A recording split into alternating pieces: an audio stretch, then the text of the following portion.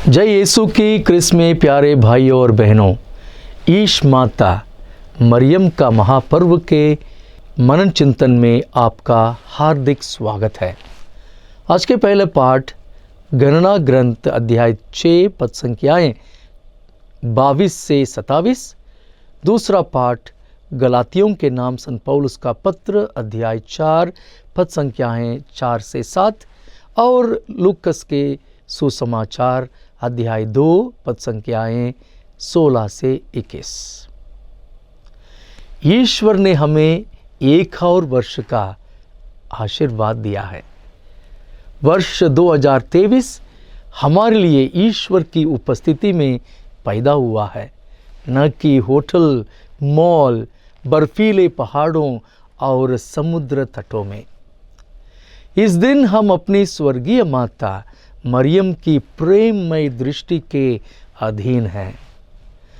संत पिता संत पौलुस छठवें ने लिखा, माँ के रूप में मरियम की भूमिका ईश्वर के लोगों को उनकी ओर पुत्र पुत्रियों के विश्वास के साथ मुड़ने की ओर ले जाती है, जो हमेशा एक माँ के ध्यान और प्रभावोत्पादक सहायता के साथ सुनने के लिए तैयार रहते हैं।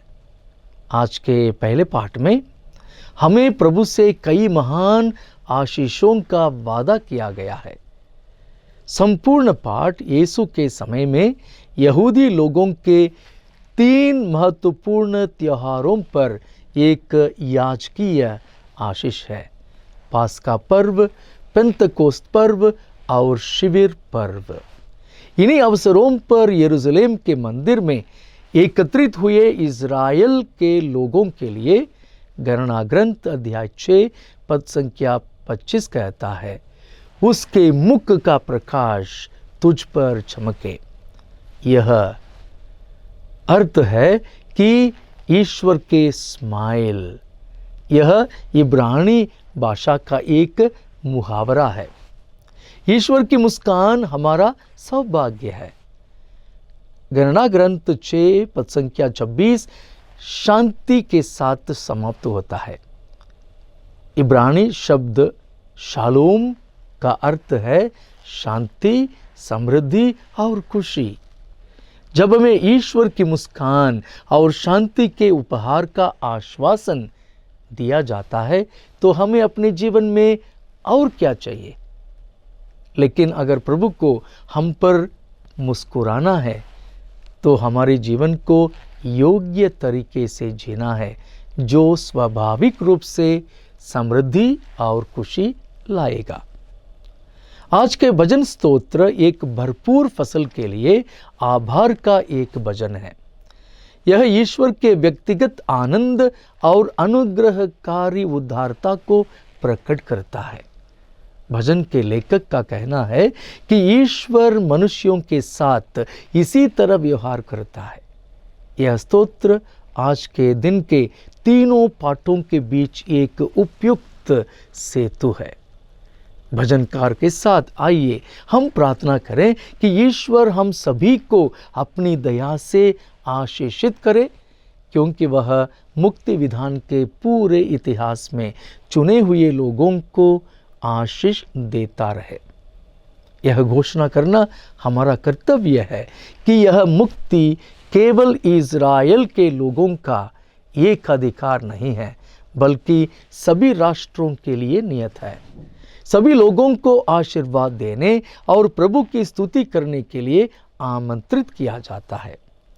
गलातियों के नाम संत पौलुस के पत्र से लिया गया आज का दूसरा पाठ हमें बताता है कि यीशु के जन्म में समय की पूर्णता आ गई है। चूंकि यीशु एक यहूदी के रूप में पैदा हुए और 8वें दिन उसका खतना किया गया था, इसलिए वह कानून के अधीन आ गया और हम सभी उसके दत्तक भाई बहन बन गए। लेकिन उनकी मृत्यु, पुनरुत्थान और पवित्र आत्मा के आगमन के कारण हम सभी को ईश्वर का अनुग्रह दिया गया है कि हम ईश्वर को अब्बा, पिता और इनसे बढ़कर एक डैडी के रूप में संबोधित करें। आज के सुसमाचार हमें बताता है कि चरवाहे जल्दबाजी में यीशु से मिलने आए। संत लूकस ने हमें पहले ही अध्याय 1 पद संख्या 39 में सूचित कर दिया है कि उन दिनों मरियम पहाड़ी प्रदेश में यूदा के एक नगर के लिए अपनी कुटुंबिनी एलिजाबेथ से मिलने के लिए शीघ्रता से चल पड़ी। ये दोनों घटनाएं जीवन बदलने वाली थी। चरवाहों ने स्वर्गदूतों के वचन को पूरा होते पाया।